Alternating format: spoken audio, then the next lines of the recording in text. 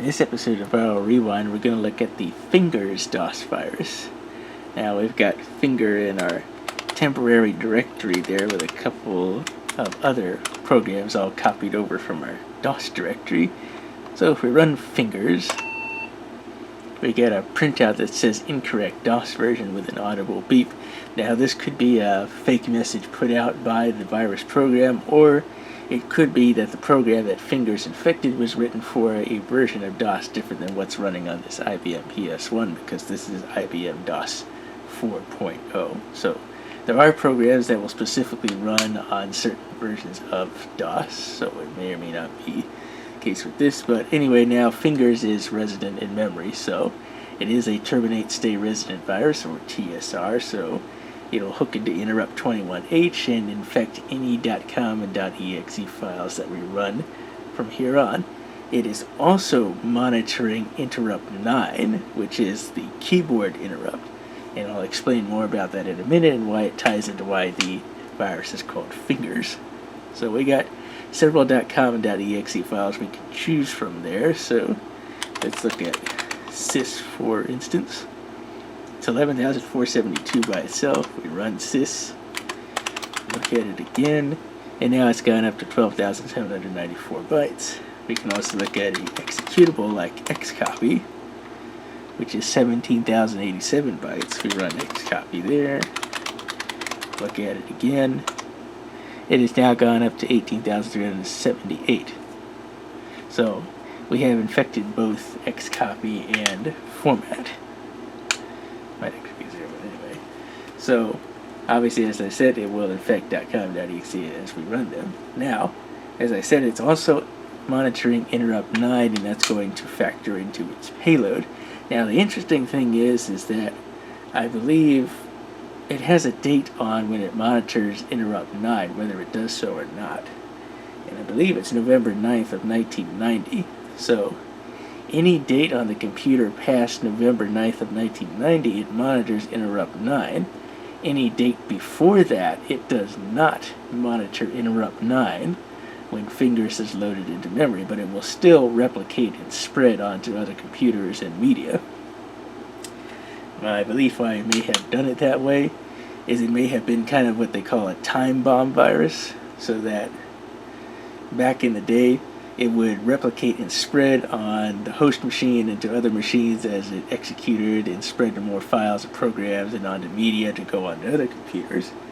And then when the date was after November 9th of 1990, any computers that were infected with Fingers that loaded it up into memory would eventually run into the payload, because then it would start monitoring the keyboard input, since that's what interrupt 9 is used for. It's used for keyboards.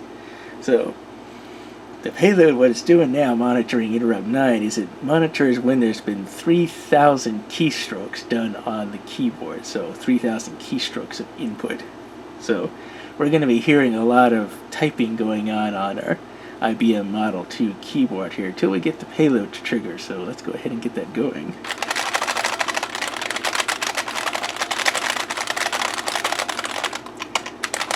So imagine you've got the Fingers virus. It's monitoring interrupt 9. You're working on your computer actively, maybe writing a nice long Word document, or maybe back in the day, Microsoft Works document, or maybe even a Lotus WordPerfect document. Anyway, again, it's monitoring all these keystrokes that we're making on the keyboard.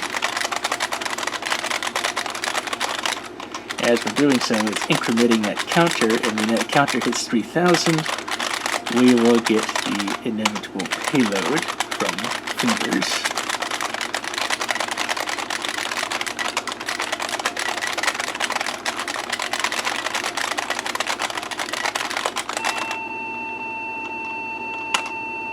And it's not that, that's just the fact that I hit the end of the entry point for the command line.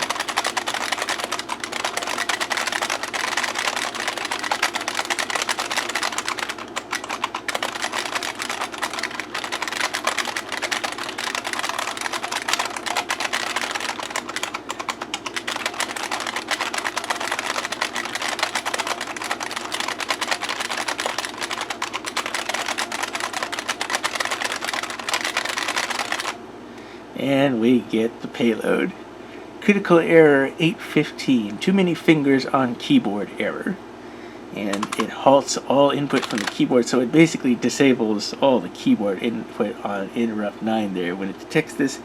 And because of this, the machine is essentially halted. We can't do anything from here on. We can't even use Control-Alt-Delete or anything like that to reset the computer. So the only way we can get past this is to turn the machine off and back on. Now again, as I said, Fingers does infect .com and .exe files.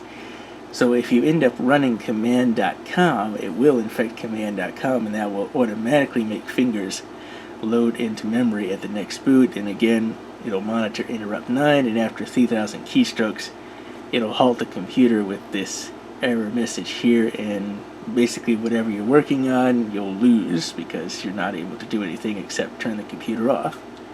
So that's pretty much it for the Virus.DOS virus.